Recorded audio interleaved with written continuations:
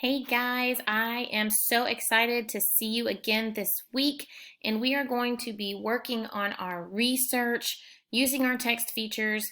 Remember to keep in the back of your mind why our text features are so important when looking at our nonfiction expository text. And today we will be doing part 3 of our research. What this is going to include is you are going to be selecting the informational text that you want to research. What is your animal that you want to know more about? When thinking about your animals in the books that you're going to be using, you can look on Epic. If you have a book at home, use that. But remember that if you are choosing an animal, try to choose one that you are going to be able to find research about, especially because we are not in the classroom and I'm not there to help you in the format that I would like to. So just remember to try to keep it simple. Think about something that you might already have or that is easy to access. You are going to follow the example on the next couple slides, and then you are going to get to make one on your own. Remember that we will do one together, and then you will do one on your topic of choice. Okay, so research is all about facts. You're finding out all the factual information, and then you're going to present it. Okay, so the first thing that is important for us to do, for an example, is to have a book. And luckily I have found one for us. Give me just a second. Has a U. So I'm going to fast forward through this. This is actually a story that we have done, or an author that we have studied. This is Seymour Simon, and he has a book called, you can see it over here, he's reading aloud. It's called Animals That Nobody Loves. So here's a quick snip. I fast forwarded to the sharks part so we can get to bats because we're going to talk about bats today. So go ahead and take a peek at that. I'm going to be reading about is a bat. Take a look at this great photo that I found of a bat carrying a mouse. Bats look like mice with wings. They look like birds too, but they are not. Bats' wings have no feathers. They're covered with skin. Some people think bats are blind because they fly back and forth so strangely. But bats are not blind. Bats can see, and they give off high-pitched sounds that echo back from objects to their ears. That helps the bats to navigate even in total darkness.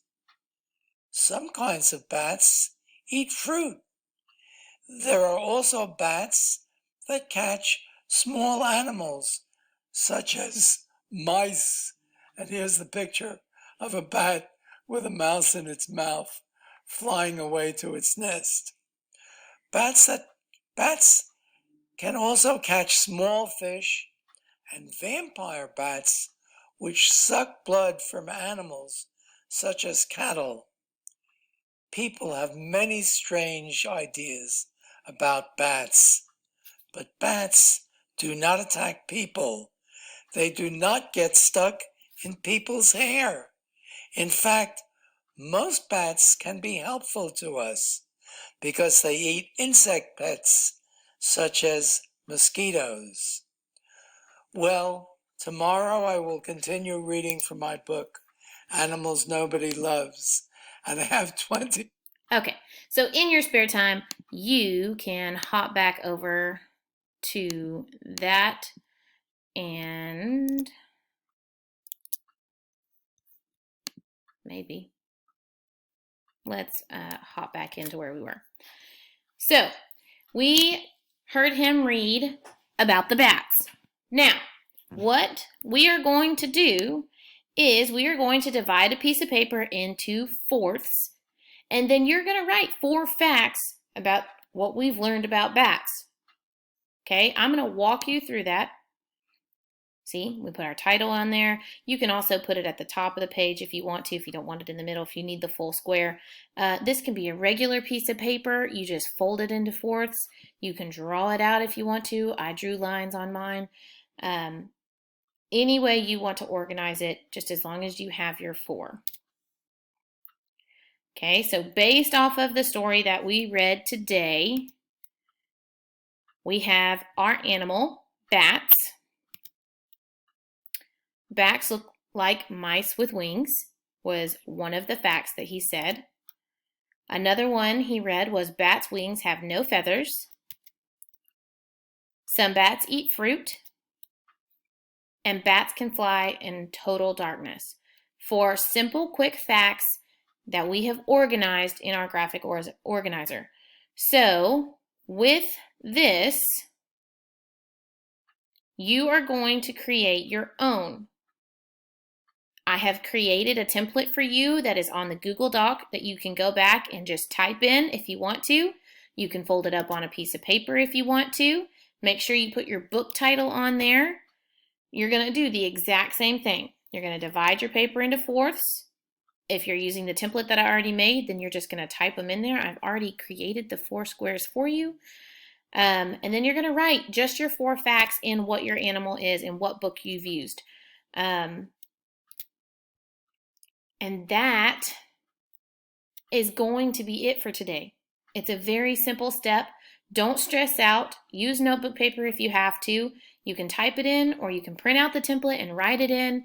Whatever works for you guys and your family at home is what you are able to do. And that's totally fine. Okay, so you have a couple of steps. You're going to open the Google Doc from the West ISD website, fill in your squares.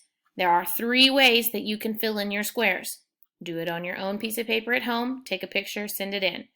Print one provided, the one that I've made, and write it in. Take a picture of it, scan it in, email it to your teacher, send it to your teacher however she's asked you to turn it in. Or make a copy of the document and type it into your facts. Make sure on the template that I've created that you save it as a copy before you start typing in, because everybody has access to that one copy, and then if you start writing in it, then it's gonna mess it up for everyone. Okay, that is it for today. And remember, turn it into your teacher with your name.